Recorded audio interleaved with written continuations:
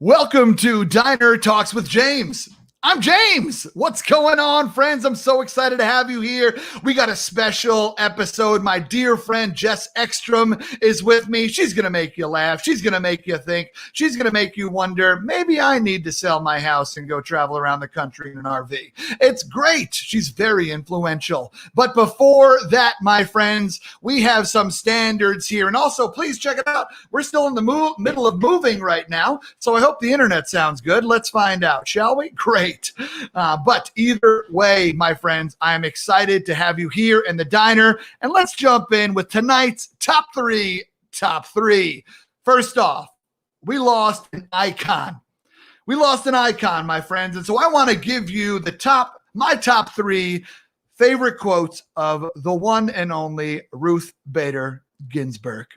So here are my top three favorite quotes from RBG, notorious RBG to you folks. All right, here we go. I ask no favor for my sex. All I ask of our brethren is that they take their feet off our necks. What a boss. Next, I would like to be remembered as someone who used whatever talent she had to do the work to the very best of her ability.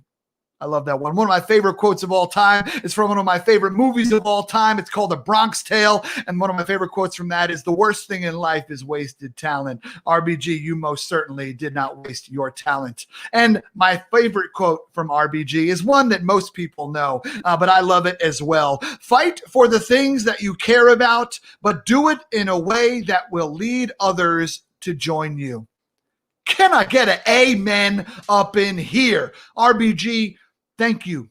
Thank you for what you did, for what you fought for what you stood up for. Yes, you had your flaws. You didn't nail it every single time, but damn it, our country is in a better place because you served. Thank you, RBG. Appreciate you. Next, top three. We out here. So, as I mentioned, Jessica Ekstrom is currently traveling around the country in an Airstream, and that is impressive. But it got me thinking, if I was going to do the RV thing, I'd probably check off national parks. I know Jess has been doing a number of those. We'll get to some of that. But here are my top three national parks that I've currently visited. I got a ton more on the list. So, my favorite top three national parks. First off, number 3 is Haleakala. This is in Hawaii. Yes, I just put this on here to flex that I've been to Hawaii. I'm just kidding. It was stunning. We went up to the top of this volcano and we watched the sunset over the clouds. At one point, we drove through the clouds, came out on the other side, watched the sunset into the clouds, and then the Milky Way came out, and it was outrageous. It was beautiful. Next, Yosemite. That one's going to sting for Jess, but that's okay. Next one is Yosemite. What an incredible park. When I first showed up, it was completely encased in fog, and I said, really? I drove all this way and came all the way out here. I only had one day there, and the whole thing was in fog. I couldn't see it, but then the fog slowly started to lift, and it was so magical. It was incredible. And last but not least, my friends, I don't care if it's cliche. I will say it all day. The Grand Canyon. Have you ever been with a friend and they told you about a movie and they sold you that movie and they said, you don't understand. This movie is so good. It's incredible. No, you got to see this movie. This movie's going to change your life. You ever been with someone like that? And then you go see the movie and you're like, that was maybe 2 stars, right? That was maybe 60% on Rotten Tomatoes. My friends, the Grand Canyon, no matter how much I tell you how beautiful it is, you will have an experience when you go, and it is incredible. It's just one of those things that defies those. And also, I got to take a helicopter tour over it, so that makes it special too. Those are my top 3 national parks. Last but not least, in honor of Jess Ekstrom's rolling experience that she is having right now, I once rented an RV with 2 of my friends. One of them, my now wife, Tina, and another buddy, Steve, rented an RV to go to the Indianapolis 500. We picked it up in DC and we drove over and we slept in the fields in the RV. It was a fascinating cross-section of American culture. And it was awesome. But the 3 things that I learned in an RV are this. Number 1, I don't fit in the shower. I don't fit in the shower. You got to grease me up to get me in there. Number 2 is that you don't want to be the third wheel on an RV trip. because the two of us were up front and then there was always somebody in the back, and they were having a very different solitary experience because they can't hear the two people that are driving. Tina just basically sat in the back and read Harry Potter the whole time, but she said it was lovely. And last but not least, the number one thing that I learned when in an RV is that when the air conditioning breaks and you are in the middle of a wide-ass open field in Indiana at the Indianapolis 500, you sweat a lot. And your boy doesn't like to sweat while he sleeps. Those are tonight's top three. My friends, let's jump into this episode. My guest this evening is the one and only Jessica Ekstrom. She is a dear friend of mine. We've known each other for a while. We met on the speaker circuit, and a great friendship came around from it. I've met her dog, Ollie. Her husband is an incredible human being. Shout out to Jake. But Jess is just one of those folks that you meet, and you don't really understand how everything that she does, because it seems effortless on the outside, but she busts her ass. She has one of the best work ethics of anybody I know. She started a business at 19 that impacted hundreds of individuals, thousands of individuals, that suffer from childhood cancer. It's called Headbands of Hope. Every time you support her business, she donates another headband to a young folks with cancer. She's been able to donate to every single children's hospital in the country, which is incredible, and a whole bunch internationally. She also wrote a book called Chasing the Bright Side. Your boy punched up some of the jokes in the book, but please know that it was all her. I just lied to her and told her I made it funnier. Next and last is that she is one of the most powerful speakers that I have ever had an opportunity to spend time with. And her grace and her kindness off the stage doubles that of what she's able to do on the stage. She is just a wonderful human being. I'm excited for you to meet her. Let's bring her out right now, the one, the only, Jess Ekstrom. Woo woo! What's up, for fam? Having me. Hello. Okay, first, I didn't realize you were going to make me cry. 1 with RBG and 2 with my introduction. So you should have given me a little heads up. Thank you. For sure. No, Jess, you're incredible, and I'm super excited to have you here and kicking it with the diner. Jess, are you a late night eater? Do you do any late night snacking? I'm a morning person, but okay. I've been known to get into some popcorn late at night. That's like my late night snack is get that popcorn. Okay. Oh, yeah. Get it popping, if you will. Yeah. Oh, and I will. I feel like whenever I talk to you, like my humor switches to James humor. Like I have this like extra part in my brain and I'm like, what would James like? Thank you. Yeah, you're welcome. So, but it's interesting because you grew up in the South, North Carolina, in the building. Yeah. So you were surrounded by Waffle Houses. When you were younger, did you ever hit it up? Was Waffle House always a morning adventure for you? Or did you not go to Waffle House because that's not what we do? Waffle House was like, if you were serious with a boy, you would go to Waffle House at night, like after like a dance or a party, that is kind of where it went down, was Waffle House. Actually, they would call it Waho, if you will. The Waho, of course. Yeah. The Waho. Yeah. So Waffle House is a little scandalous in my book. Oh, wow. Look at you. Yeah. A wholesome eatery. Yeah. So it was funny. We were driving by a Denny's the other day and it was like, Denny's now has happy hour. I'm like, what would you do? Like go there and get like a Cosmopolitan and a pancake? Like it just seems like such a contradicting thing, but I'm like, that actually sounds amazing. And I want to go to Denny's happy hour and get a Cosmo and a pancake. It's one of the few places you can do that. Right? I mean, I'm like, that's their special sauce, you know? That is their special sauce. Yeah. Cosmopolitans, Denny's special sauce. It's funny, in New York, all the diners there always have these incredible bars behind them. And you're like, who is coming through and ordering like a Rob Roy neat right now? Or who's coming through and ordering like this crazy drinks? Someone. It's there for a reason. It's like the rules, the signs that you see in parks. And it's like, don't ride the turkeys here. And you're just like, who the fuck would ride the turkeys? Like what? And you're like, somehow, somewhere that sign was born because of something that existed, you know? Yep. And so I think about that a lot. Yeah, for sure. There's so many absurd signs in the world. I love when you drive around neighborhoods that contain old people, and the speed limit is always like 12 miles an hour. Yeah. Yeah, it's like, why not 15? Why not 10? Yeah, 12. exactly. Yeah. But yet I'm like, I wonder if I could drive 12, and then I do it. I don't know. Yeah. Challenge accepted. Exactly. Jess, where in the world are you right now? You're, as I mentioned, you're in an Airstream traveling around the world. Yeah. Not around the world, around the country. But where are you all right now? It actually is a submarine as well, so we can go around the world. Oh, nice. Yeah, shout out to Airstream. That's why it's that cylindrical thing. But so we are in Napa right now, but it stung when you said Yosemite because we were supposed to be in Yosemite this week, but because of the fires, we've had to reroute. So please pray for me. I'm in Napa. I don't really know what to do here besides drink. No. Yeah. Tough life over here in Napa. Yeah, for sure. You can do some French laundry there as well. I just heard about that. Have you been there? I have not. No. It's apparently, I mean, it's one of those restaurants that was rated one of the best in the world, though, and is always up there on all the lists.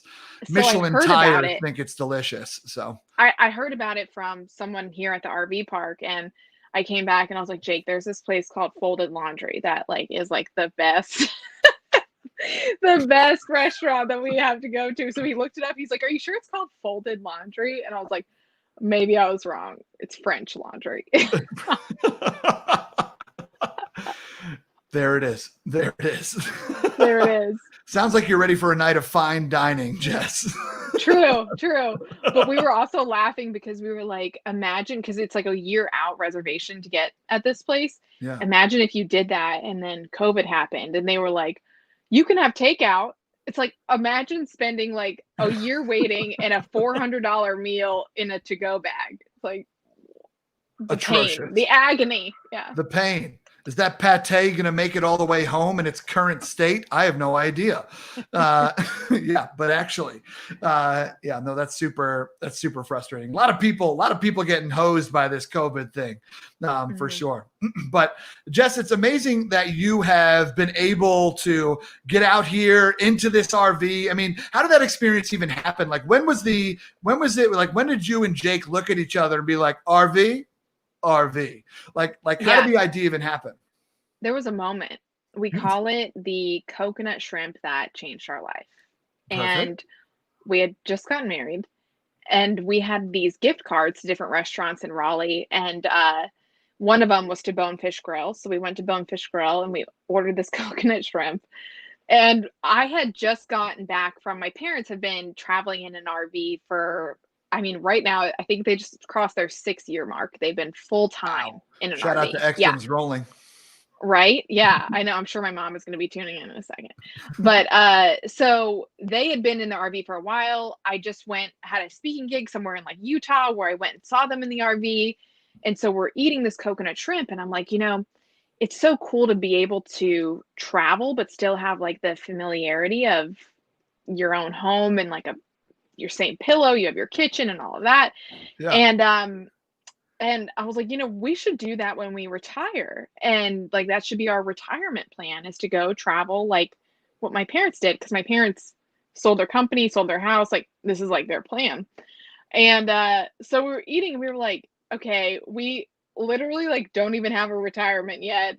We don't even have kids yet. Like, that's going to be a good 20, 25 years. By that time, there's probably going to be like spaceships. That's like the retirement plan, that you can take, to Mars.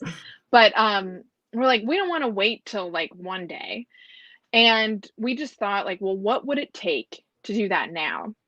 And I feel like that was, it started this conversation that we almost like pretended to go all in. So we're like, okay, let's just say, fuck it, we're going in an Airstream. Like, this is what we're doing.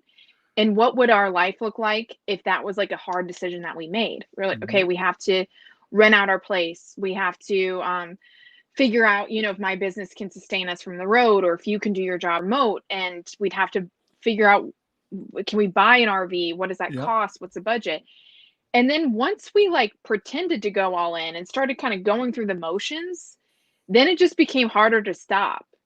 And so I think sometimes like when you're thinking about something that you want to do that feels big, I just say like pretend to go all in. Like give yourself like a time frame, whether it's like a Mm, few days, a week, even a month, like go all in on it and just see like how it feels, because a lot of times the hesitation is just like breaking that seal of fear. And so we just kind of little by little started crossing things off, and then we're like, oh, guess we're doing this. oh, It's shit, we can happening. actually Yeah. do this. We can pull it off. Yeah. Yeah. Yeah, for sure. And but the thing at the same time, there wasn't that like certainty though. It Yeah. wasn't like we're gonna be okay because I've done all this math and we're good. It was just like I'd rather fail at doing this than wonder what could have been. Yeah. And Jake's really good at thinking about like, well, what's the worst case scenario? We go out there and your business tanks and we go bankrupt. We go home and I get a job and, that's it. Or like we go out and we hate it. Okay, Mhm. well, it has wheels. You turn around and you go back. So a lot of like the worst case scenarios didn't seem that bad. Um, and so we were like, okay, let's do it. And it was not smooth sailing in the beginning. I will tell you that. It was not like heaven. You see like the Instagram, like, oh, I'm just sipping my coffee in my home that's overlooking a mountain. It's like, well, that's probably like you probably like, you know, didn't barely made it up the mountain because your truck couldn't like tow it enough. And it took you 2 hours to make coffee because you didn't have any power. And so it's not like this picturesque thing. But little by little we kind of found our groove in it, and also like our roles, like what does he do, what does I do, how do we make Yeah. this work? Yeah, for sure. Yeah, I was gonna say that's an interesting thing, is like trying to figure out some of those roles of like where, like, I mean, is it like a typical home where it's like, all right, I do the dishes and you do the laundry, or is it like, how does that? Right. I mean, I'll fetch the pail of water and you go catch the fish. Like, Yeah. like what have been some of those interesting roles that you didn't think about in the beginning, but then you're like, no, we need somebody to do this routinely for us. I mean, I usually hunt and catch dinner. Jake's the gatherer. I'm just Okay, joking. great, perfect.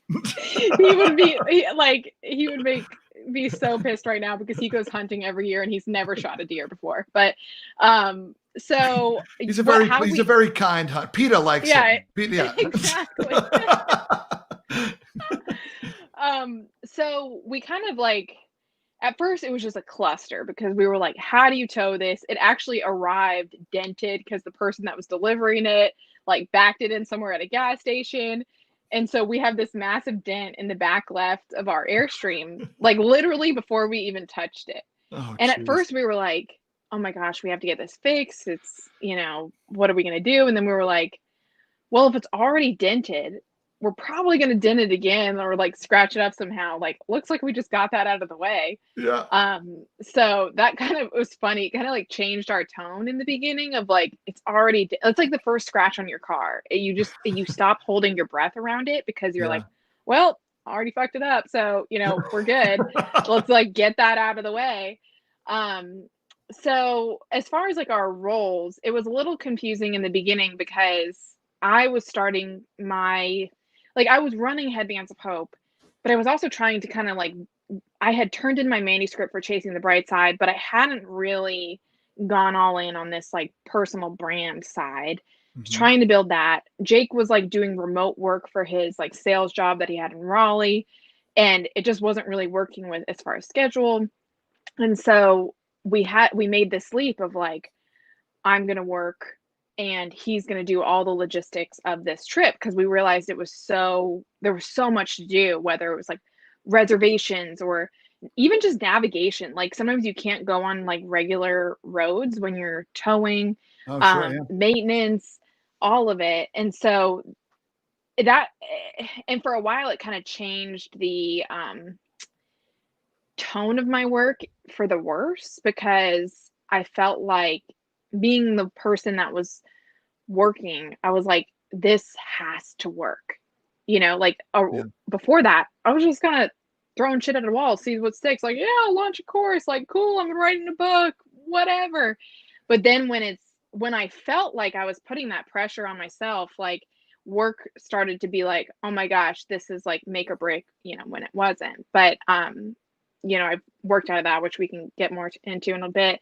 But what we've kind of come to realize is like Jake is really good at handling so many things that Mhm. also allows me to, it's going to make me sound super like maybe bougie, but like be in my like best work mind, you know? Sure, yeah. If Yeah. I am writing a book or launching a course or doing a webinar, but I'm also like, where are we going to sleep tonight? Like that, those things don't work. Where he's like, I got the reservation, I've gone grocery shopping, I've done all this. He does a lot more now actually with my work, but he's really handled a lot of the logistics of the trip so that way Yeah. I can financially support it.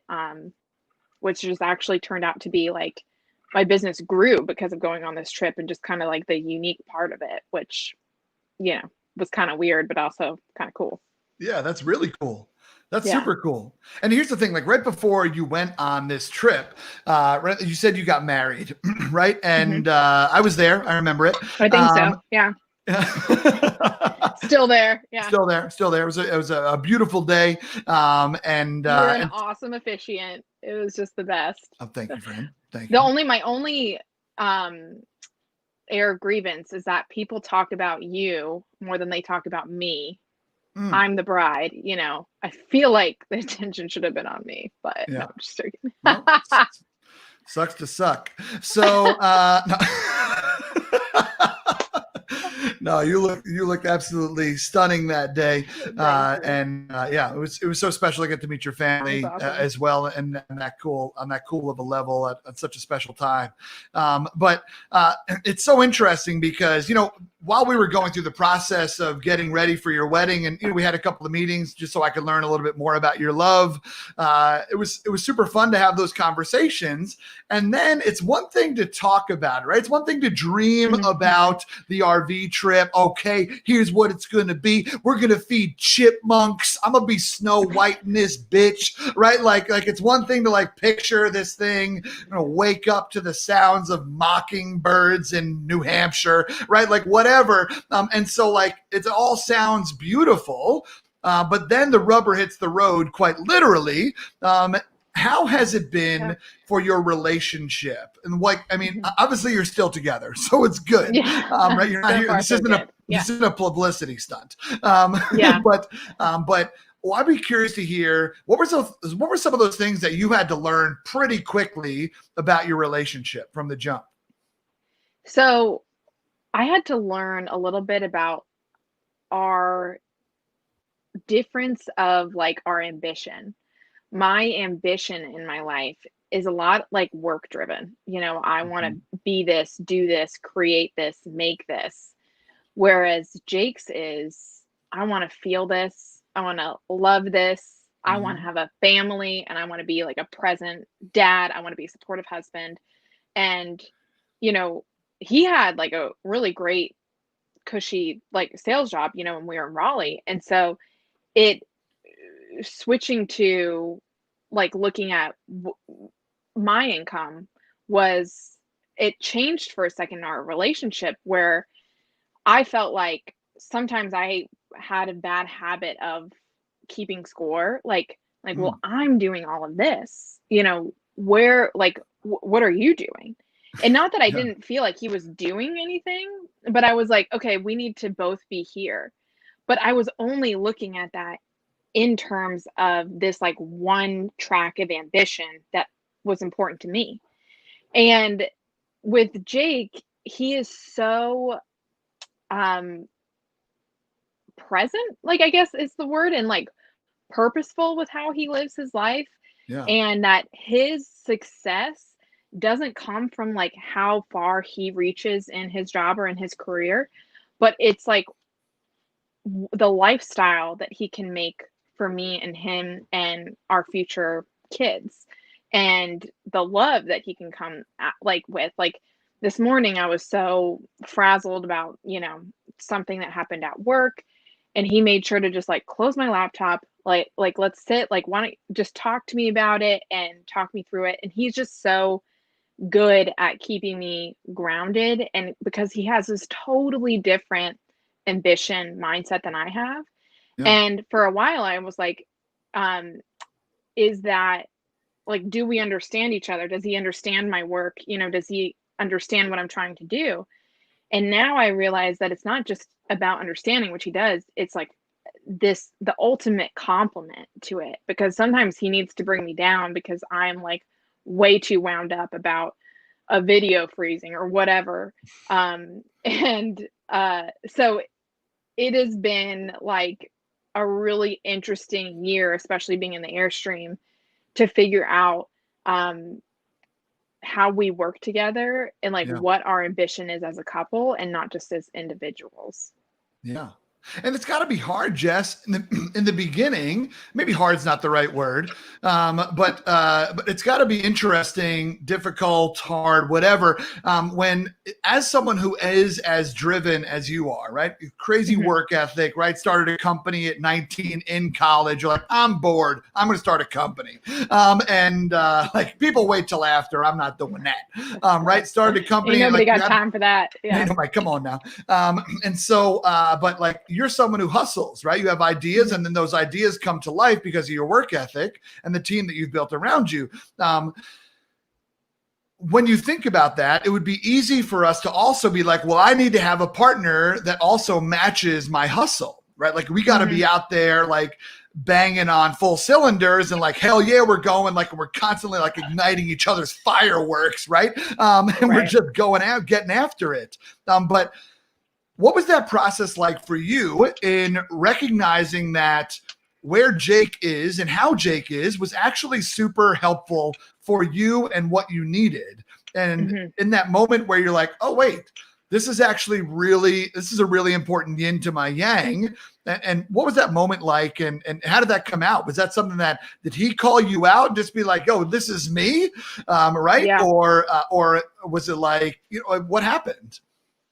Well, let me rewind a little bit, because I thought for a while that, that was what I was going to be looking for, like someone that was going to be just this ultimate go-getter and just I'll sleep when I'm dead hustle mentality, because that was like what I subscribed to.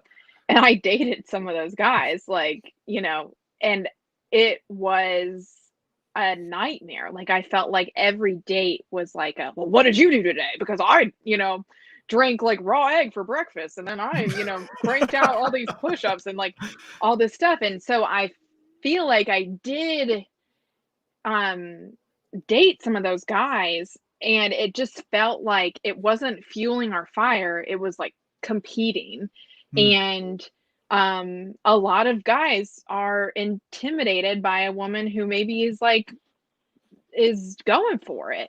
Sure. And about the same. And there were some guys that like tried to, or like, oh, you're doing headbands, like that's cute. And just like, oh my God, you gotta be kidding me.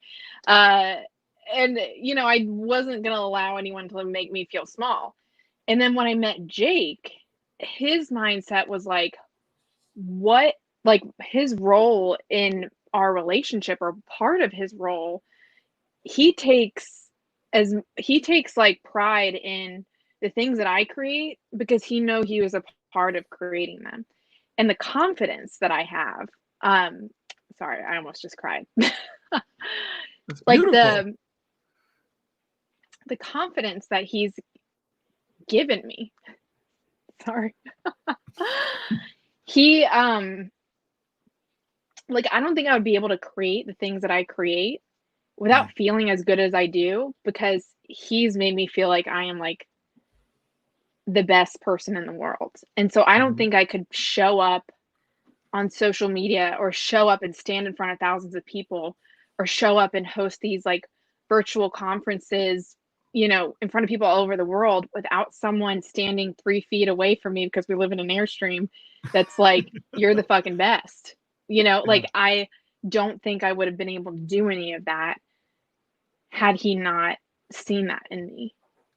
So he is so much a part of like whatever I've done, but also in the technical side. I mean, he's like, we've been bombarded hosting this virtual conference for authors, and he's on customer service emails today, like making sure everyone's chill and like answering questions. And so he's like not afraid of he doesn't care about being the face. He's going to roll up his sleeves and make sure like that our like we both have that same North Star. So, Mhm. yeah, I'll stop there. No need. I was in it, y'all. I'm getting Yeah, welled up over here. I mean, I'm I also a know. I'm like, notorious man, sap. So, my fake but lashes are gonna fall off. Yeah. oh yeah, mine too, girl. You kidding me? It's getting windy over here. I'm batting my eyes so much. Uh, Yeah. but that is, I mean, that's beautiful, right? And that's beautiful. And I think, obviously the fact that you did a little bit of trial and error on the front end and you dated those Hmm. individuals that are out here getting gains with a Z, right? Yeah. And that wasn't your type of folk. That's awesome that you learned that. And that doesn't necessarily mean that in the middle of the hustle that there wasn't a little bit of tension, right? You talked a little bit about that, where it was Yeah. just like, no, we got to move. No, we got to go. This is it. Right. And, but having somebody to slow you down is so beautiful, is really important. And it's something that I don't often ask for. It's something that I don't even necessarily know that I wanted or needed.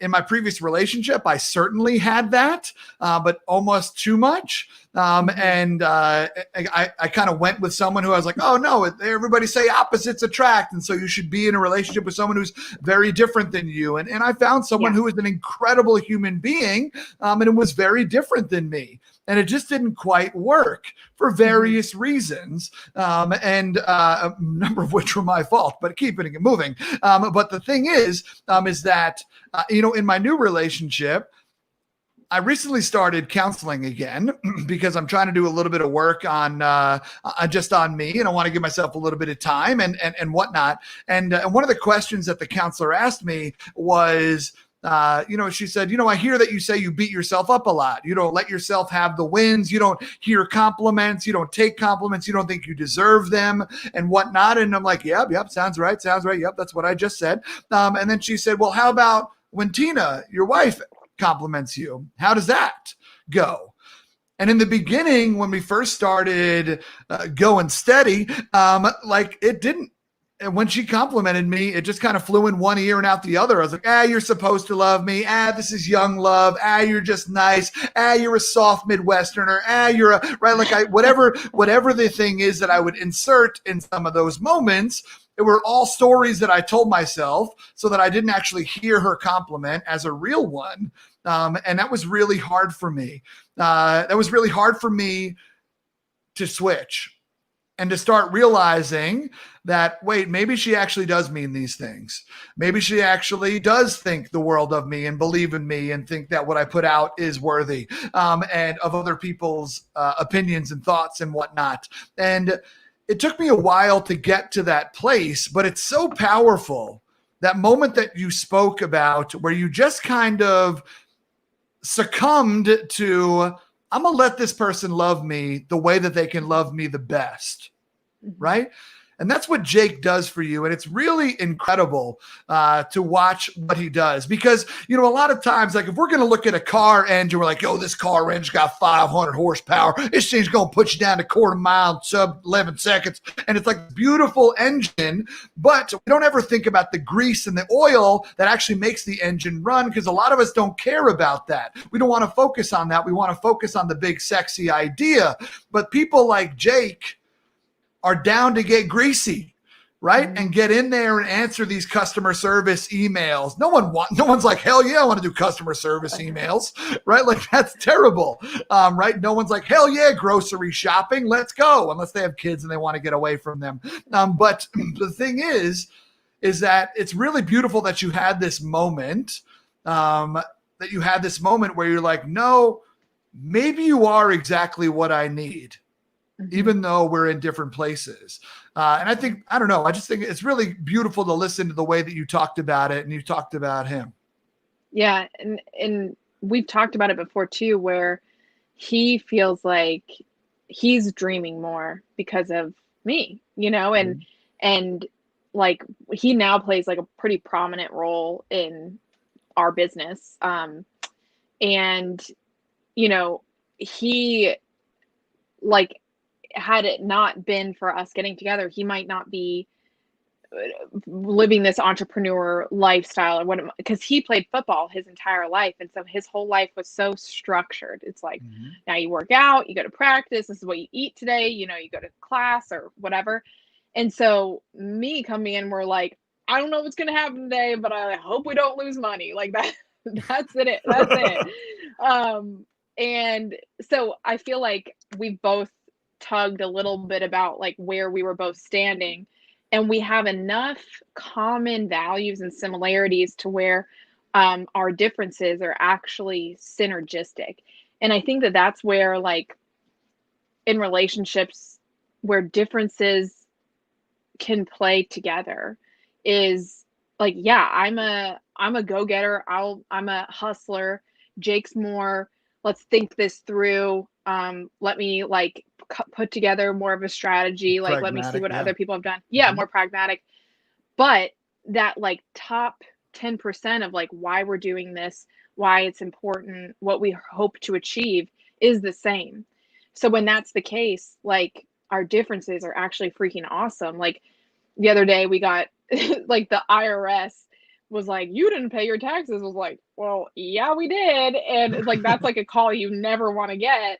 And he was the one that was like, well, I'm going to call the IRS and tell them, like, show them our receipt number. And then I'm like, that sounds like my root canal, like spending 2 hours, like calling the IRS to show them that we paid our taxes. And he's like, got to do it because we got to move, you know? And so he's happy to do that stuff because he knows that it's like, okay, this is adding to that 10% that we both want to do.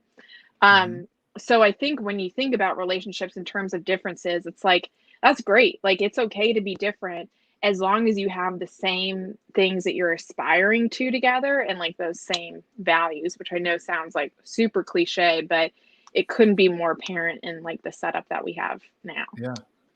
Yeah, for sure. Yeah, that's beautiful. That's really beautiful, Jess. And what it's enabled you to do is it's enabled you to stay that same business-minded, like go-getter that you are, right? Like, I mean, one thing that is so super impressive about you is that you put out a lot of products, and you put out a lot of things, and that's something that I know that. You know, just to speak candidly, there's moments where I'm envious of it, where it's like, how is she doing another thing? Like, I'm still working on my one thing. Like, how has she got another thing? Right? And I'm over here, and it's really cool to watch it. And then I'm like, and she's doing all this from the woods in Montana.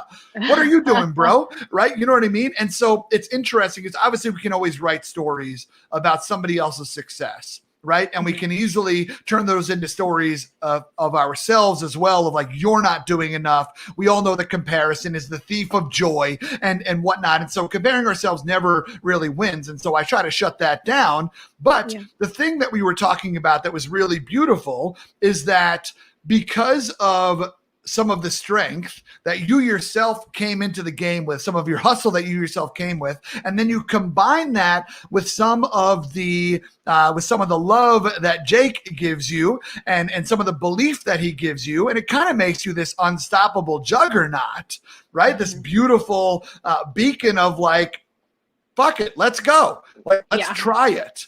And that's one of the things that I admire the most about you, is that you come from a place of like, let's see. Let's just see. And I'm wondering if you could speak a little bit to that, because not everybody has the fortitude to just be like, I'm going to see this through. I'm going to put out this product, right? A lot of people have ideas. A lot of people even brainstorm, but not a lot of people start putting the pen to the paper and dream about the RV trip to the point where they actually do it. Not a lot of people come to the idea of like, hey, there are kids who I could really help out a lot, and just a small, tiny, cheap headband would put smiles on thousands and hundreds of thousands of faces. How can I figure out how to get headbands to hundreds of thousands of kids with cancer? I'm going to figure it out, right? A lot of us have those ideas, but we don't see it through. Where do you think some of that fortitude comes in your life? Like, where did you develop that? Yeah, that's a really good question. Because right now, if I'm thinking about it, I'm like, okay, I'm constantly running like a cost benefit analysis in my head. I'm like, this is something I want. what would be the gain and what would be the risk, or what would I have to do in terms of time and money to make it happen? Yeah. And so it seems very like formulaic now. One time, I someone's called me impulsive, and it was someone that it was a hire that I made. It wasn't working out. And she was just like, yeah, it was just not a great situation. She's like, well, you're just so impulsive about things. And I'm like, you know what? Impulsivity has never been a bad thing for me, because like anytime I pull the trigger on something, it either works out and I was like quick to fire, or it didn't, and I have like all of this information that like I didn't have before. And I try to be respectful of like what I ask for my team, and not like running fire drills like, now we're doing this, like now we're, and making sure that everyone's like, can catch up on that speed. But like, the opposite of impulsive is, just like analysis paralysis. And I'm like, I just don't think that I've never met someone that's like, I'm really successful because I've thought everything through. It's like, because you can think everything through and it's still not going to go the way that you thought it was going to. So you might as well just go for it. But as far as like where it came from, it's funny, like as a kid, I feel like my parents were never these like, I'm going to lecture you and give you all these life lessons. But the way that they lived their life was that style of just like, why not? Like my mom biked from New York to California, like on a bicycle. And she loves biking. And one time when she was in college, she went to George Washington and DC, and she lived in New York, and she was going to go home for Thanksgiving, but she decided to bike. She was like, I'm just going to bike home from Washington DC to Long Island. Like, and she was just like, I'll just figure it out. Like there was no like Google Maps or whatever. She like hopped in some guy's truck at one point because they wouldn't allow bikes across this certain bridge, and she's like, whatever happens, like I'm just gonna figure it out. Like it's gonna be fine. And my dad, he played Division I football, just like constantly just going for it. And so I feel like when I would look at their life that they lived and continued to live, and my dad, like one day, just when I was in middle school, he had a really great job as like a general manager for like a health club, and was just like, I have this really great idea and I want to do it, and quit his job and started this company. He turned our upstairs bathroom into his office, hired my mom to run customer service. 10 years later, they sold it and lived in an RV. So it was like, I was constantly witnessing this impulsivity to follow your passions, and this understanding that you only have one life. And I would be lying if I didn't acknowledge the fact that like my family went through some serious shit when I was in high school, being involved in this like pretty public scandal, where I think it also just reminded us that like this is all we got, because like we can't control anything that happens, clearly. So if there's something that you want, might as well just go for it. And I will say it's gotten a little bit harder, as time has gone on, where I feel like the fish tank has had more of an audience, because I think sometimes it's easier to fail when no one's watching, and then all of a sudden you feel like you're in front of more people. You're like, well, what would happen if this doesn't work out? So I think I've gotten, like, I have to stay true to that, because it's gotten a little bit harder to maintain as my platform has gotten bigger. Yeah. Where does that pressure come in? Like, as you mentioned, like, I'm just curious, like, as your platform has gotten bigger, you said it's gotten harder. Why is it? Is it because, does the fall feel like it's from higher now? Or does it feel like because you're letting more people down? Is it because you think that individuals have these expectations of you and now you need to hit those expectations? Where does some of that emotion come in? Well, I'm currently trying to figure that out. And because it has been been giving me this like debilitating anxiety that I'm just not on board with. And like, for example, on Monday, like Tina's a part of this writers conference that I'm hosting. Mm-hmm.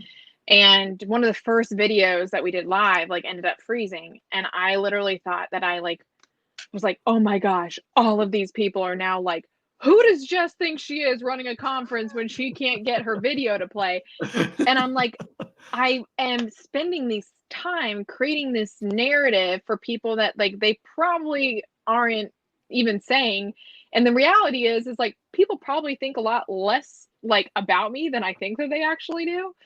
But it's just those, like, when you reach more people, there's gonna be people that don't like you. And there's gonna be people that are like, I don't agree with what you said, or I didn't like your this or that or whatever you put out there.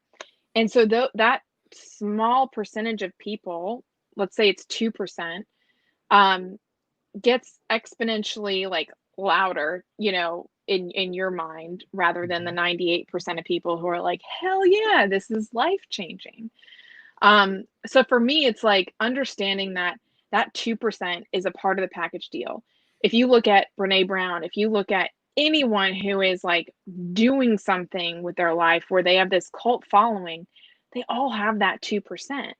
So for me, I think that the 2% is new because I'm just now seeing these numbers. And I think it's just getting a little bit like I'm just learning how to manage that, if that makes sense, of like, what do I make this mean? Do I listen to it? Do I not even read it? Do I respond? Like, it's just 20 different questions that come through your head to the point where you literally are like blocking out all of this other amazing stuff that's happening. Yeah. It takes over. It takes over your whole thread of life. Yeah, that's fascinating to think about, right? Because I mean, obviously, Ellen DeGeneres this summer found her 2%. And, maybe a little more than 2 now, but yeah, a little bigger than 2 there, Ellen. She's back out here doing her thing. But I liked her monologue when she came back. I thought it was good. I thought she handled it. I thought she handled it well, and it'll be curious to see what the action looks like behind the scenes. That's ultimately what it'll really look like. But I was listening to, you mentioned Brene Brown, and I was listening to one of my favorite podcasts that I listen to is called Armchair Experts with Dax Shepard. My favorite, hands down. Yeah, for sure. It's so good. As you can tell, an influence here for sure. And he had Brene Brown on, and one question they asked Brene was, what is it like to be, I mean, you're a scholar, you're all of these things, and now people see you as this icon. He's like, what is it like to be you? Like, do you have individuals, I'm sure there's plenty of people around you that are getting burnt out and they feel like they need to live to these crazy expectations and have this insane output and do everything perfectly. And like, when they're walking through the grocery store, they got to have the perfect kids and stuff like that. And Brene just started laughing. And she's like, that's where I did one of the most unintentionally smart things that I've done in my life. And she's like, and I branded myself as the authenticity woman. She's like, I branded myself as the woman who, like, I mess up all the time. And like, that's part of my story and part of my shtick. And so I'm just like, I don't know how you didn't see this coming. Yes, that is my kid throwing a tantrum in the grocery aisle because I'm not perfect. Right. Yeah. And so, it's really interesting to think about that, because as you are developing the brand that is Jess Ekstrom, I think you have done an incredible job of humanizing yourself. And I think that's one of the reasons why this glitch in the writers conference is really nothing. Right. And it's also one of the reasons why, I mean, the other day you posted about how you recorded 2 hours of video and you found out that your mic was muted. Right. But it's interesting because you've also kind of, with the addition of your book, Chasing the Bright Side, you have also a little bit branded yourself as the optimism woman. And so there's a pressure that I could see potentially getting put on you to not have good days, or to not have bad days, or to not have bad moments, right? It's like, hey, I went through this shitty thing and now I got to find the bright side because I wrote a damn book about it. What if it just sucks and it's stupid? Yeah. That's an interesting pressure to put on yourself, but yet the people that love you and follow you are down for it. right? Yeah. They're down for the slips and the struggles, and they appreciate it, right? I mean, that's a lot of what I know that I teach to audiences is that idea that we have to teach through those slips and struggles, because that's where Yeah. humanity lies. That's where relatability is. Yeah. But it's super hard to do that while you're growing a brand that you think everything you do matters, because you're excited about it, and it hasn't had this completely proven success model yet where it's kind of on autopilot, and it's still kind of new and growing. Yeah. So that's pressure that you put on yourself is interesting to hear about. It's interesting because, you know, I want to show up as myself, you know, and that's like, I didn't realize like sometimes how hard that would be, because people are like, "Oh, you're the headbands girl. Like you must be like Mother Teresa." I'm like, "Well, I actually curse like a sailor." And you know, that's me. And I thought it was funny with Ellen in her opening monologue. She was like, you know, I was labeled as this like be kind person, and she's like, "I don't recommend doing that because that's like part of me, but it's not all of me." And being the optimism person, the chasing the bright side, like if people read the book, they understand that like optimism is actually not about the happy times. It's about having the shitty days and then using them to create something better. And there's no timeline for that. Like it took me 11 years to make sense of, you know, what happened in high school and with my family. And just because you don't see the bright side yet doesn't mean that like silver lining isn't developing. But it was actually, I haven't told anyone this before, but I finally like, I was like, okay, might have been like a year ago. I was like, I'm gonna just start showing up as myself on social media in what I do. Like I'm not gonna try to hold back my sense of humor, you know, and all of it. And I was traveling somewhere, and I was flying Frontier Airlines, which is like not my favorite airline. And I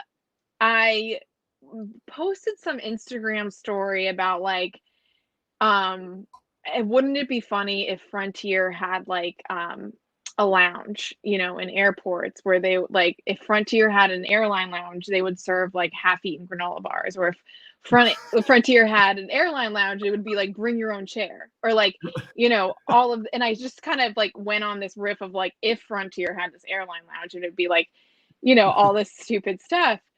And this person, you know, replied back and was just like, you know, I've been following you for a while, and like this just doesn't feel like you. It feels icky. Like, even though you don't like Frontier, like people still work there and da da da da. And so I just like took it down because I had this panic. I was like, oh my gosh, people saw the real me and they didn't like it, you know?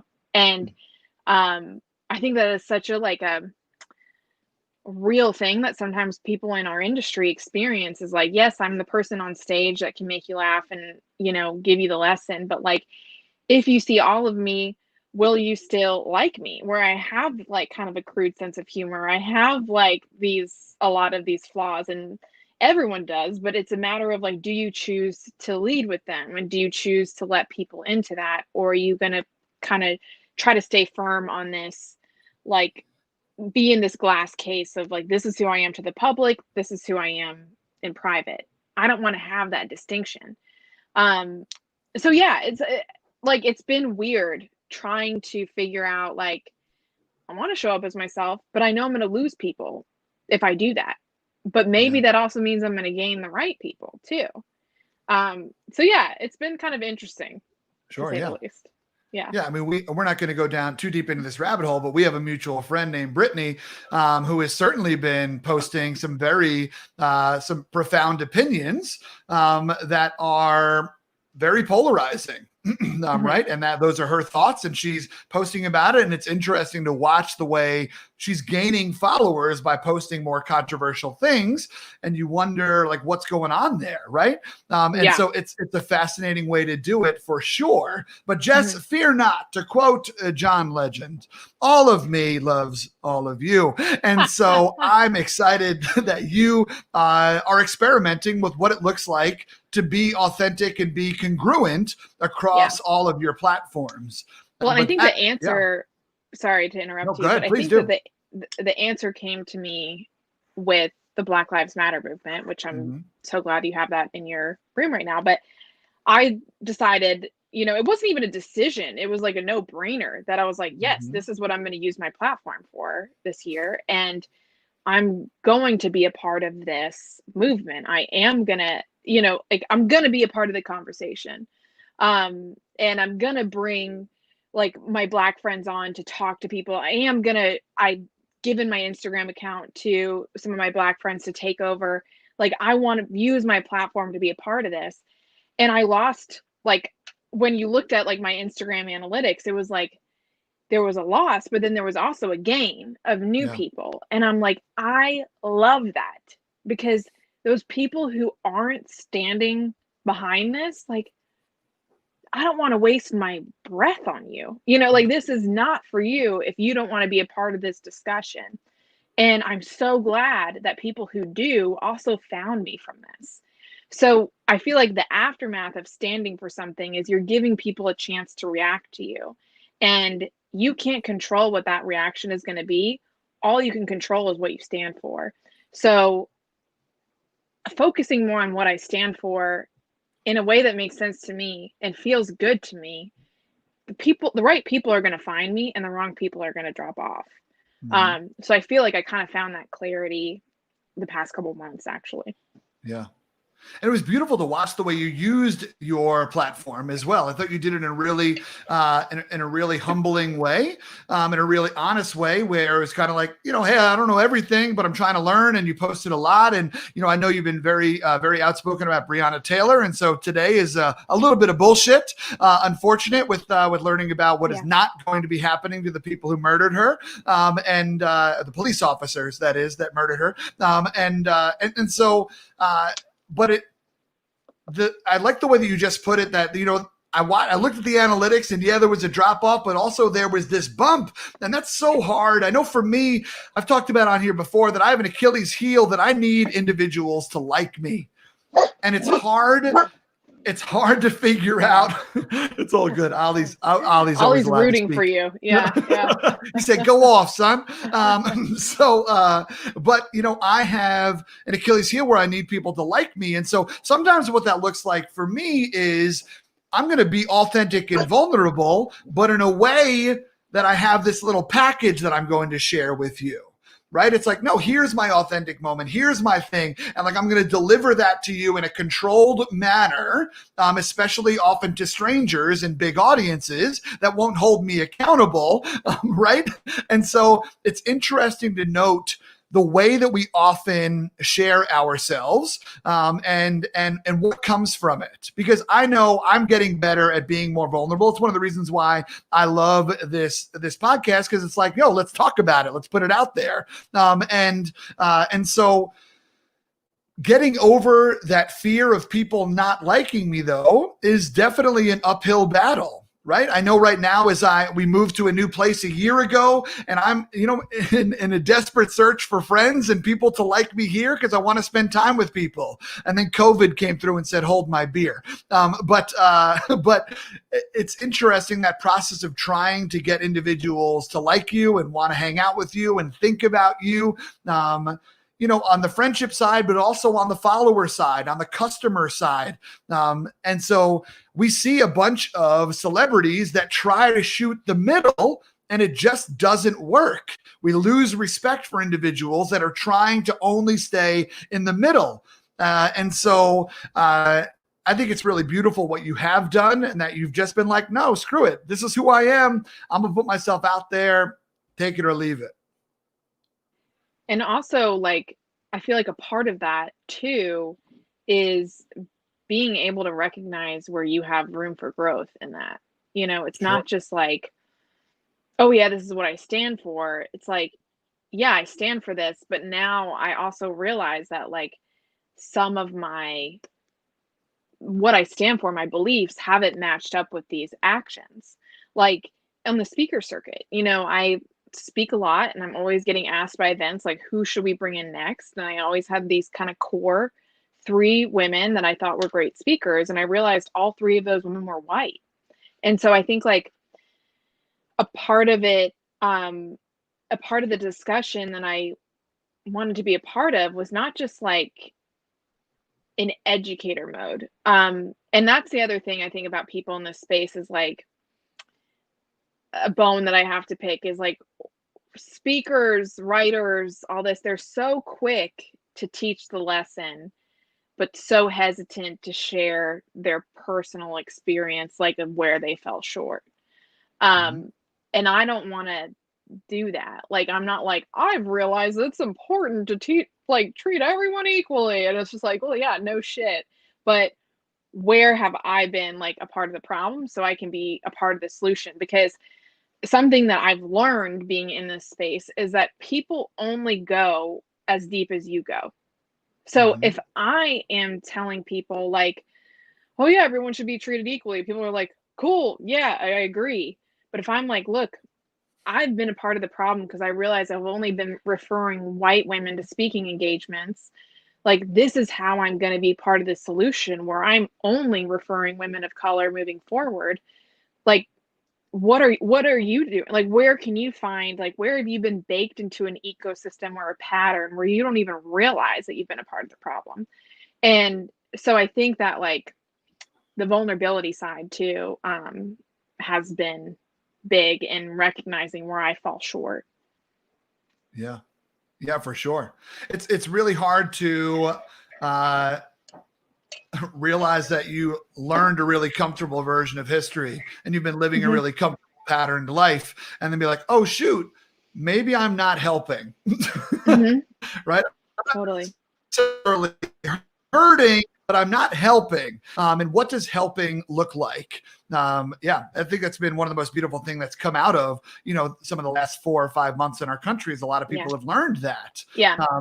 And so, yeah. Do you feel like you, in order to like teach something or speak on something, that you have to have mastered it? No, I don't believe so. No, Okay. yeah, I think that individuals who think they have to complete the task before they turn around and help someone else with it, help someone else with it, I think they're missing a huge opportunity, right? When I think about my role models, for example, I think about individuals that I think are 2 or 3 years ahead of me, and not just in age, maybe in business or in whatnot, right? And I think of individuals that are 2 or 3 years ahead of me because their breadcrumbs haven't disintegrated yet. Right. Hmm. And so when I think of great speakers that I admire, right, like I put you on that list, and I put some other individuals that like I'm still seeing you try and not quite hit it out of the park, then hit it out of the park and whatnot. And I'm like, oh, okay, that's great because I'm currently in this state of flux of trying, Yeah. and that gives me more confidence to try. Watching someone along the way. So yeah, that's why I tell people not to just like quote other people and then drop the mic, right? It's like, Hmm. no, I want you to follow it up with your quote, with your Yeah. story, because I'm going You to miss become, 100% of the shots you don't take. thanks, Boom. Wayne. Um, Wayne Gretzky, Michael Scott. Yeah. yeah, Wayne Gretzky, yeah, choose your favorite. Uh, so, but yeah, I mean, we have to teach through our own stories. Because the power of relatability is critical, right? When we see ourselves in somebody else, we believe that we can. And so Mhm. teaching through relatability is critical, for sure. Yeah. No, I totally agree. I think for me, it's like 10%. If I feel like I am 10% ahead of whatever this is, then I can teach it. But Mhm. I think the downfall for people is to have this false sense of like mastery, of like any time that in order to write a book or to be a speaker, then I have to be the person, the guru. I have to have like created a new law of gravity or whatever it might be. And that's just not the case. And I love that about you. And I think you're right. I think that people have to be able to see yourself in them in order to to feel like it could be them. Yeah. That's a story that we tell ourselves, right? A story that we can consistently tell ourselves is, I need to do blank before I can do blank, right? We see it Yeah. with speakers all the time. I need to write a book in order to be a speaker, or I need to start a company in order to do this, or I need to do blank in order to do this. That thing that we put in the middle is a story, That is a barrier that we've put in our own way. There are very few things that we need to do before we want to do the thing we want to do, right? Like, for example, if you want to be a doctor, I'm going to need you to go to medical school. Okay. Like, don't skip that. Right. Don't be like, is there a doctor in the house? Just do it. Yes, you'll figure it out. Yeah. Right. Yeah. Right. Like, but for most of our goals that we have, especially when it comes to like starting businesses or writing projects or just even hobbies, we tell ourselves, well, in order to do that, I got to lose 30 pounds and then I can do this, or I got to blank before I can blank. Those are lies. Those are stories that we tell ourselves that keep us from moving. Yeah, no, it 100% is. And I can be so guilty of that. Not even like, I have to be able to do this to do that, but I have to be able to do this to feel this way. So like, you know, I have to be able to sell a certain amount of copies in order to feel like Chasing the Bright Side was a successful book. You know, I have to be able to, like, have this amount of people in my course in order to feel like I've actually created a good course. And I think that like when we do that, we are just delaying the joy that we work so hard to like arrive at. So I know we've talked about this before, but like I just I think that it's sometimes it's the gas in my tank, you know, that I'm like never fully satisfied, but it's also the thief of my joy, you know, of like, when do I kick my heels up at the end of the day? You know, is it when I'm dead? Like, cause I don't want that. Yeah. Right. I knew I had a problem when one of my favorite quotes was "Sleep is for people that don't have any plans." Right. Like maybe that's when I knew I had a problem. I don't know. I don't want to talk about but yeah, no, for sure. And I love what you said. Right. And we could quote Hamilton all day. You'll never be satisfied. And like, you know, why do we always write like we're running out of time? And that is something that we need to take moments to pause and just take that beat and be like, the world existed before me. The world is going to exist after me. Totally. And every once in a while, we need to remember that. Have you ever unplugged before for like an extended period of time, like a week or something? I did it. Yes, I did it for a week and a half. Right around the time of my divorce, I went and I stayed in this adorable A-frame just outside of Montpelier, Vermont. I remember fun the fact, picture. Montpelier, the only state capital that doesn't have a McDonald's in it. So I went to it and I stayed to know that. Yeah, exactly. You're welcome. We only come with the hard facts here on Diner Talks. So I stayed in this A-frame. It had a mini fridge, a little love seat, and then upstairs was a queen mattress on the floor, and no Wi-Fi, no anything. And I went up there to kind of process why I was going through the potential end of a relationship. What had I done to get us to this point? What had I not done to get at this point? And also there was this pit in my stomach that I was just like, I'm not happy, but I couldn't name it. And that was hard. It was hard to just tell my parents, well, I'm just not happy. And they're like, well, figure it out. Right. Yeah. Like, and understandably so. But I was like, I'm going to figure it out. And so I unplugged. That's when I got into meditation also. And just try to practice some mindfulness. That's also when I only bought grocery deli. I bought deli turkey and deli cheese because all I thought I deserved to eat were roll-ups. And so that was a cool moment in my life for sure. But torturing yourself. Torturing myself. At least get the mayo and mustard to put on it. Come on. Nope. You're with that. Dry ass roll-ups. Did it work? Did it work? Did you come out on the other side feeling like you made sense of it, or? Yes. Yeah, I came out of the other side with clarity, which was really powerful. How was the first 2 days though? The first 2 days were just me beating the shit out of myself. Yeah. Right. And just like, you're a terrible person. I can't believe you did this. I can't believe we're in this place. No one deserves this.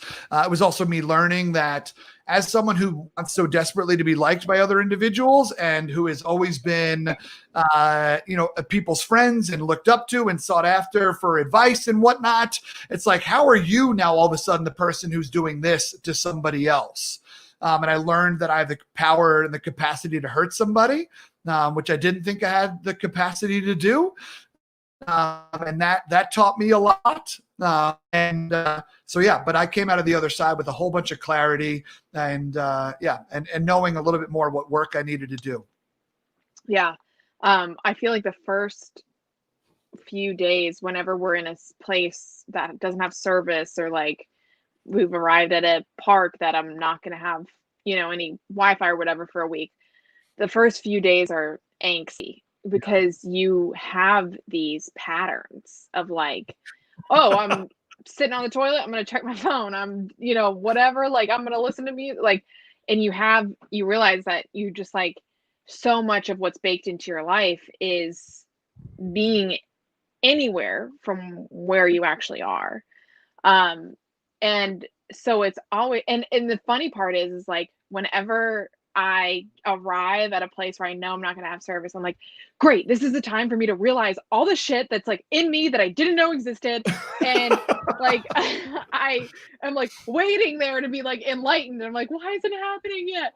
And I put this like pressure on myself. And so it takes a few days, I feel like, when you actually like unplug, to get silent and be okay with just your own thoughts. And then the other part of it, and I think this is like how I started thinking of it, was like, you think that like the world is going to end without your connection to it.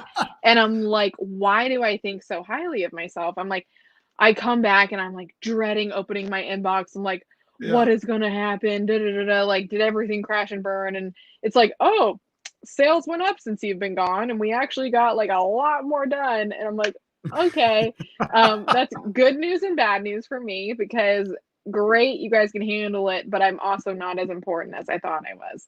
So it's always like a gut check for me whenever we go somewhere where I physically can't have any kind of connection to the outside world. I'm like, it's all fine. Especially in the middle of the growth that you're currently experiencing, right? Like that's got to be hard for sure. And it's one thing to hire a team that you trust. It's another thing to then trust them.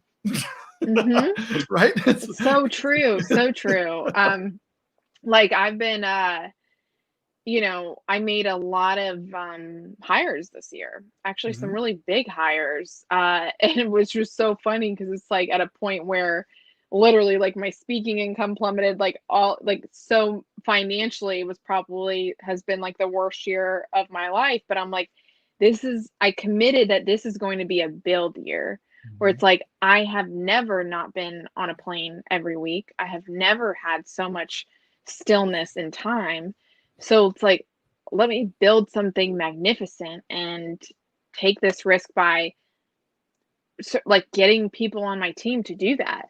But I immediately like found myself, as soon as these people came on, jumping into my old habits where it was like, well, I know how to do this. So like, let me just go, change this hyperlink on the website, or like, it would just be easier if I went and designed all these emails. And I'm just like, why did you bring all these people on your team, give up like almost all of your finances to do it, for you to just change the fucking hyperlink? It's like, what, and so you really have to like some point say to yourself, like, the best thing that I can be doing right now is doing the thing that I do best.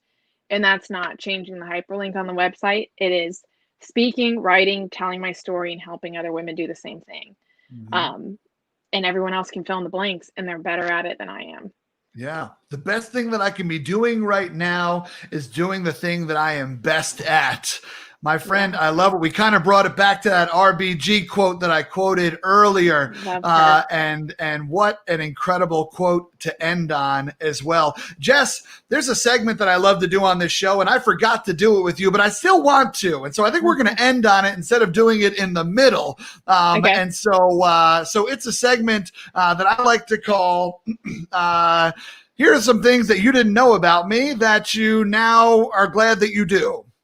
Okay. You should know, Jess, that the name of the segment changes every single week, but the point stays the same.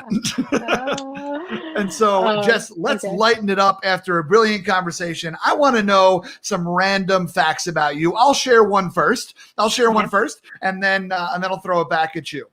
So every single day, from kindergarten until basically in my senior-ish year in high school, my mother would make me lunch before school.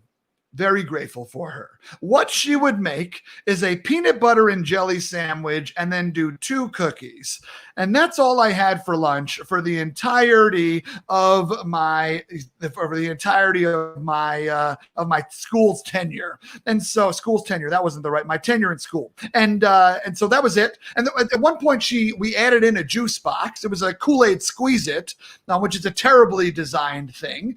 It's Kool-Aid Squeeze-It. Do you remember the Squeeze-Its? Oh yeah, for sure. Yeah. And so they're filled all the way up to the top. And the only way that you have to squeeze it and then twist the top in order for it to come out. But then inevitably Kool-Aid goes everywhere. Kool-Aid, the most notorious staining thing in the world. It wasn't good. And the Kool-Aid would serve as a steamroller, and it would roll into a fine paste my peanut butter and jelly sandwich, and it would smash both cookies, but at least I had something to drink with my lunch. And that's what I had for lunch in elementary school through high school. Oh my gosh. Okay, so mine aren't as elaborate. Something you should know about me is like I can handle a lot of things, but I cannot handle a nail file. You file your nails in front of me, I am gone. Like, and we might not ever talk again. Like, that's how bad it is. Like, it is. I literally have goosebumps talking about nail files right now. There's something about it that just sends a shiver down my spine. So there's that. But then also when you were talking, it made me think about lunch. And I feel like when I got good at sales and like kind of figuring out like what do people need and what do they want was in the elementary school cafeteria. My mom would always pack me these, she's a health nut. So she's like, oh, I packed you these like, peanut wraps with like kale or, whatever it is. And I'm like, God, I don't want this. I just want to get like a burger like everyone else. And I want a Twinkies or like, what were those things with the oatmeal raisin and like the cream in the middle? Little Debbie. Little Debbie's my all God. day. I was like, sure. I need that. Where's she life. Today? Right? And so I would like come up with ways to like add a compelling trade to my lunch. I'm like, how do I convince someone with the like fried chicken sandwich to take this salad that I don't want at all? And so I think that was like where I truly got started in like discovering how to talk to people and figuring out what their pain points are and like how to manipulate it. No, I'm not manipulating, but you know what I mean? Like, I think that was the start for sure. That's incredible. Oh, and then I would always eat dessert first. And the teacher would get mad. She's like, you can't eat your cookie first. I was like, if I eat the cookie and then the sandwich, or if I eat the sandwich and then the cookie, like, what's the difference? I don't understand why this is a rule. Like, so that was something I started to feel pretty passionate about from a young age. Started early with your rebellious streak. Yeah. I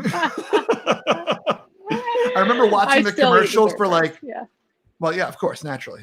Yeah. And as long as we're on the topic of Little Debbie's, whenever you eat those magic brownie bars, what I do is I eat all the brownie part first, and I take the icing off, and I eat the icing last. Wow, savor it.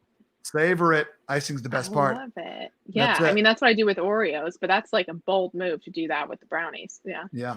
Yeah, that's a fair. strategy. There's a lot that could go wrong. Your Oreo one leads me to my last fact, and that is one thing that I did to Tina one time that she'll never let me let go, and understandably so. I don't think she should, and I'm a proponent for letting most things go, but she should hold on to this. Is that we were driving one time, and we'd gotten to a rest stop, and she had gotten some Oreos, and she was eating the Oreos the way you're supposed to, right? Where you take the top off and you eat the cookie part first. And so she had taken the top off and eaten the cookie part first. And then I reached over and grabbed the cream side and shoved it into my mouth. Oh my God. You should be in jail. Okay. Well, okay. Can I say one more thing and then we can be done? Please do. Oh yeah, for sure. Jake and I had just started dating. And we'd been dating for a couple months, and I was still in the phase where I'm like, I'm the cool girlfriend. Anything goes. Like, you can't upset me. Like, this is, we're just having fun. And so that was the phase that I was in. And then we went to dinner, and we ordered an appetizer, and they were these mac and cheese balls. And so they come to the table with these 4 mac and cheese balls. Mm-hmm. Just me. Sounds and like Jake. Cheesecake Factory. So, tell me if you were at dinner with Tina and 4 mac and cheese balls hit the table. Yeah. How many would you get? How many would she get? Ideally, we'd do 2 and 2. Okay. But I would also secretly hope that she would be like, I just want 1.5. Yeah, well, I'm not that kind of girl. So neither is she. Neither is she. That's why I love Tina. So we're eating, and I'm eating my mac and cheese ball. He's eating his. He goes for another one. I'm like, cool, sounds good. I'm still eating my first one. He finishes his second, reaches for the third. And I was like, oh, hell no. This is not happening. And so that was the pivot point in our relationship where I was like, this is not about being the cool girlfriend anymore. When we get an appetizer, it is split evenly. And so from there on out, we get the nachos and draw the line down the center. I'm like, you have yours, I have mine. I tend to be proprietary over food. I respect it. I mean, if we we're nothing without our ethics. Yep. That's awesome. I love it. Jess Ekstrom, it has been an absolute treat getting to spend time with you. I can't thank you enough for coming into the diner and sharing a bite with me. Thanks for having me. It's been so much fun, and I just love this series and can't wait to see what it turns into. Hell yeah, friend. Hell yeah. And we'll have you back for sure. Jess, if you'd like, we'd love to have you hang out for some questions if you can. So hang out for just a minute. If y'all have some questions for Jess, make sure you throw those into the chat right now so we can get to those. But my friends who are listening to this on the podcast, thank you so much for listening on the podcast. This is a brand new venture for me, and I'm really excited and honored to have you as one of the listeners.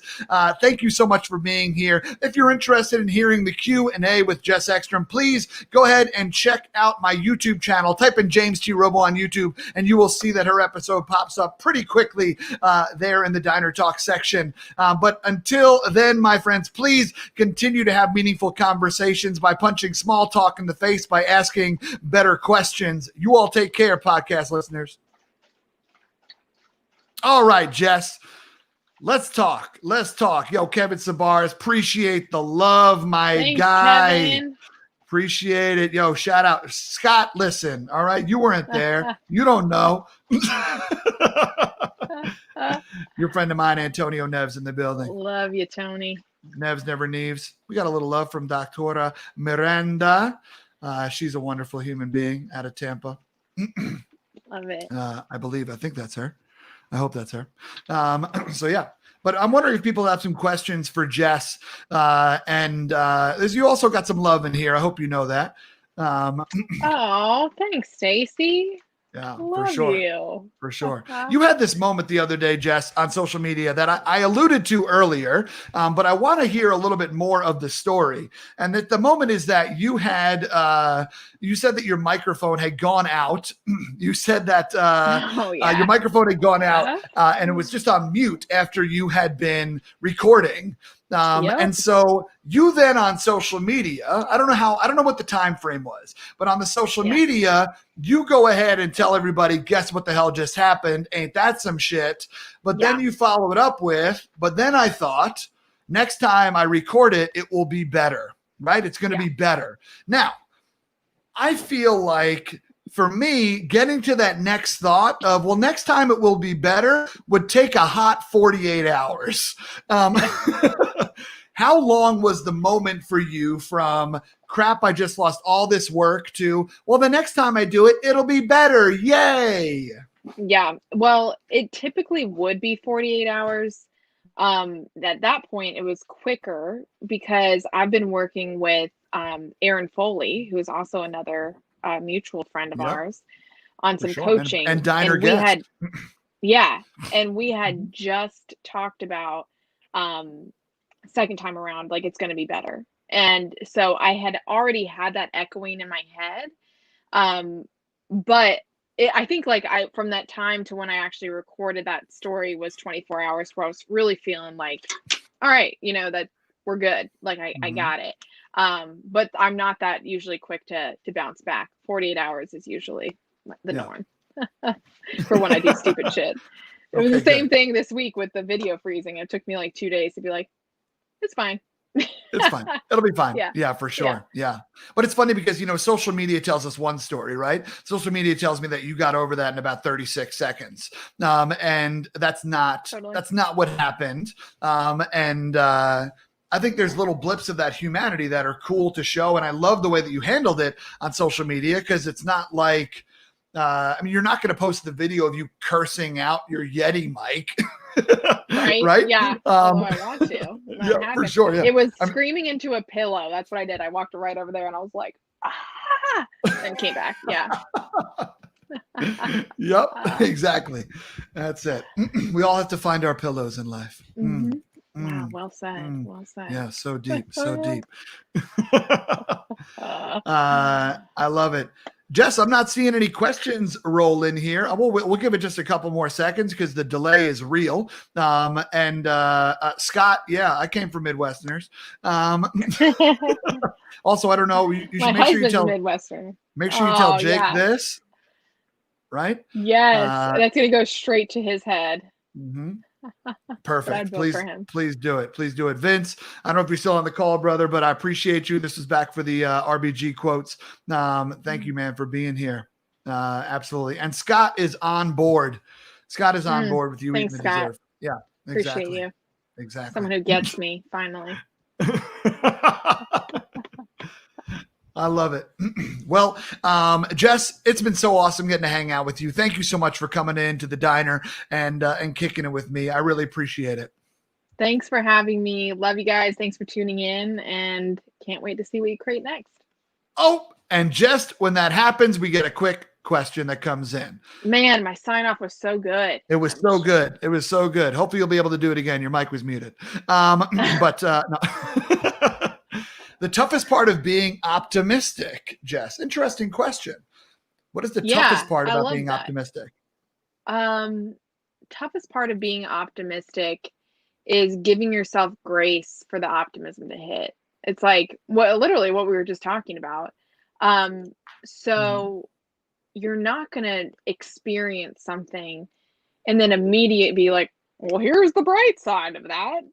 And the toughest part is like giving yourself that window to know, like, I don't know what this means for me yet, but I know it has to mean something. Yeah. So that's a lot of forgiveness. That's a lot of just like finding the things that make you feel good. Like whenever I'm feeling angsty in that middle period, like just going for a bike ride or playing with a dog or doing something. So like giving yourself grace from like the moment when shit hits the fan to like finding the lesson, I would say is the tougher part. Yeah. But the necessary part, But the necessary part as well. Yeah, for sure. And knowing that if you identify as an optimist, you don't have to be anything 100% of the time, right? Like you're allowed to have a bad day. You're allowed to have a bad week. You're allowed to be a human being. You're allowed to get into a funk. That doesn't make you a bad optimist. Totally. Yeah, absolutely. Yeah. it's funny. It was like we have these. It's going back to the Ellen thing too. At Headbands of Hope, we have a lot of like apparel that's like be kind, do good, all this stuff. And sometimes when I wear it, I'll like run into something that's like at checkout. It's like, do you want to donate $3 today to like feed something? And it's like, oh shit, I have to do, like, I'm wearing the thing. And so, but it's like, you don't have to label yourself as like one thing. You're allowed to be a lot of things. Mm-hmm. Yep. Amen to that. We've all been there. We've all been there. Yeah, They get me a PetSmart every time with that garbage. totally. Always. I love it. Jess, thank you again. Kevin, great question. Appreciate you, bro, for coming through. Jess, thank you again for coming to the diner. I really appreciate it. I'm excited for this episode to launch and for you to be a part of it. Thank you. Thanks, James. Talk to you soon. Absolutely. Be good. My friends, thank you so much for coming to Diner Talks with James. We're here every single Wednesday night, 9 o'clock Eastern, 6 o'clock Pacific, with a new guest. Next week, my boy Jeff Dess is going to be joining with us. It's going to be a really awesome conversation, and hopefully that y'all can come through with us. But until then, my friends, remember, the difference between small talk and meaningful conversation is a great question, so keep it curious, my friends. Y'all take care and be well. Bye-bye.